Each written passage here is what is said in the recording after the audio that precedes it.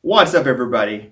Our channel has an awesome viewer by the name of Marlene from Canada, and every day she posts positive news stories to our Facebook page. So today's episode is dedicated to you, Marlene. Thank you for bringing all of these stories to my attention. So, are you overwhelmed by the never-ending supply of depressing bad news? Well, let's refuel our tanks with 7 recent positive stories. This is Giddy News for the month of January 2020. North Sydney woman creates community tree filled with warm clothing is the Giddy News headline, courtesy of Erin Potty with the Cape Breton Post, and a link to the source will be included in the description below. Nicole McPherson set up a Christmas tree in her yard that has delivered more than the festive spirit. In place of tinsel and garland are plastic bags stuffed with warm clothing, including jackets, sweaters, hats, and mittens. A continuing care assistant by profession, McPherson said that everyone goes through a period of time where they are down on their luck. Many of the items for the tree are gently used, but some are brand new. Most of the clothing has come by way of donation. And McPherson said the idea for the community tree came from a social media post in the United States where someone filled a coat rack with donated jackets. McPherson said, "I just thought it was a wonderful idea, and anything to help our community is worth doing." Yellowknife man reunited with tricycle stolen 1 year ago is the Giddy News headline, courtesy of Avery Zingle of CBC News, and a link to the source will be included in the description below. A year ago, some kids made off with a 3-wheeled trike belonging to Seppo Varela, a 70-year-old survivor of multiple strokes. His daughter, Arlene, said the trike meant freedom for her dad, who lost his driver's license after the series of health setbacks.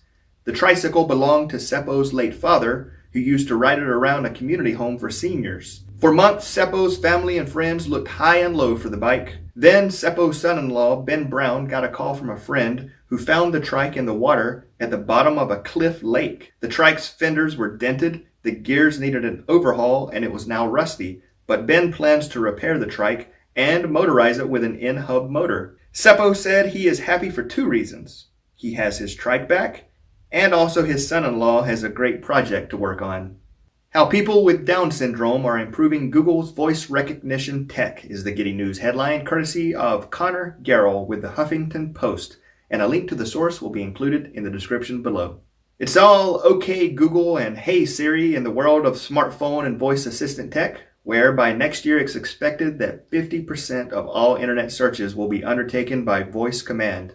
But the technology wasn't made to understand people with Down syndrome, for whom an estimated 30% of all the words spoken are missed. However, almost 2 years ago, Google partnered with the Canadian Down Syndrome Society to create a new project called Project Understood, which is an effort to teach the company's systems to better understand people with different speech patterns. For people with Down syndrome, this sort of technology has the potential of producing a deeper, more meaningful effect. It can help people feel understood. Julie Cattell, a project manager with Google AI, told CBC News, "The more examples the algorithm receives, the better it will get."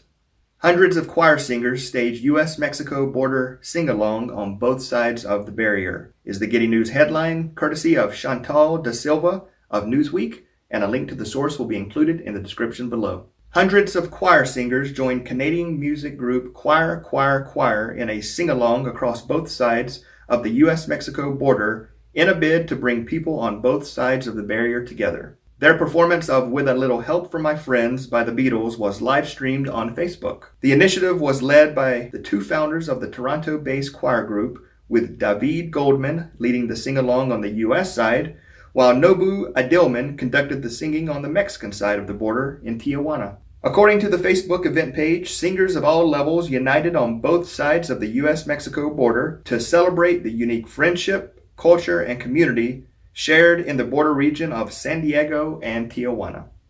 Pender Harbor teens discover 90-year-old stranded in car for 3 days is the Giddy News headline, courtesy of the Vancouver Carrier, and a link to the source will be included in the description below. A 90-year-old man stranded on a logging road for 3 days was rescued after being discovered by 2 teenagers who were dirt biking in the area.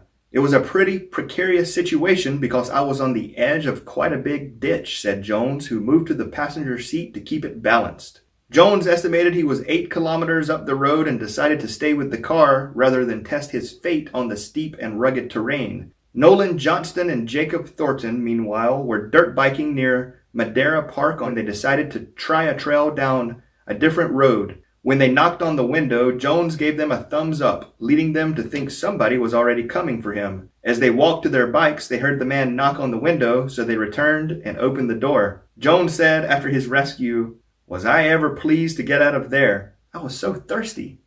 Regina's Superheroes hockey team gives kids with disabilities a chance to play, is the Giddy News headline, courtesy of Joelle Seal with CBC News, and a link to the source will be included in the description below.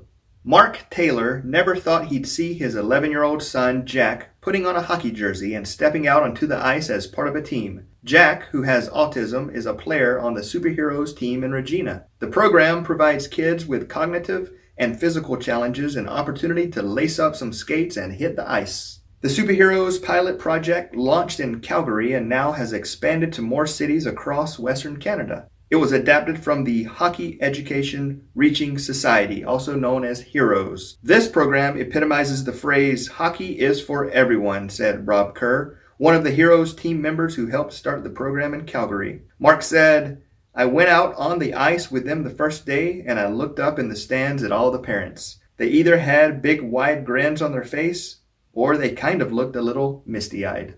11 veterans set to move into Calgary Homes for Heroes Tiny Home Village is the Giddy News headline, courtesy of Heidi Pearson with MSN News, and a link to the source will be included in the description below.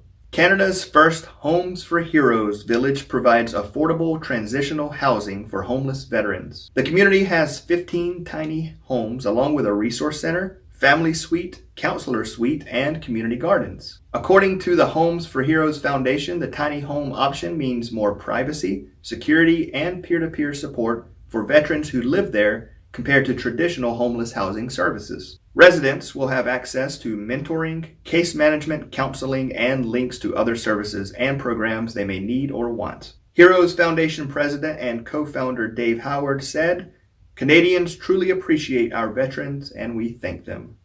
All right, that's it. I'd love to hear what you think. And if you have a positive news story that you'd like for me to share, please include a link in the comments below. And until next time, thanks for watching.